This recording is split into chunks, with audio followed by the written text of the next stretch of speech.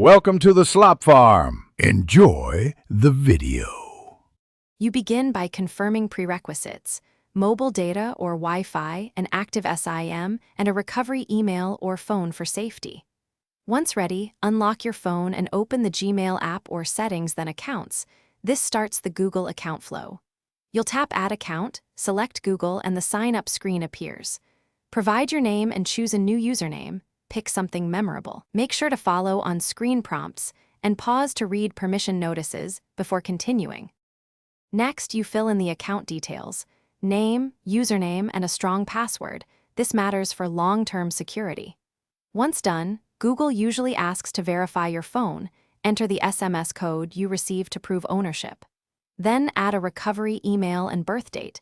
These fields help you regain access later. Make sure to review privacy and personalization settings because they control sync and backups. Take a moment to toggle options like location or add personalization if you want to limit data sharing. Finish by accepting Google's terms and confirming account creation. Once complete, open Gmail or the Play Store to validate sign-in. You should enable sync and backup in settings so contacts, calendar, and app data save to your new account. If something goes wrong, first verify your phone's date and time and ensure network connectivity. Incorrect time often blocks sign-in.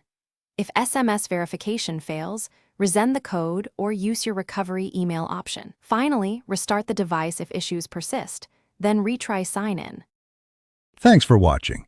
Consider subscribing if we helped you today.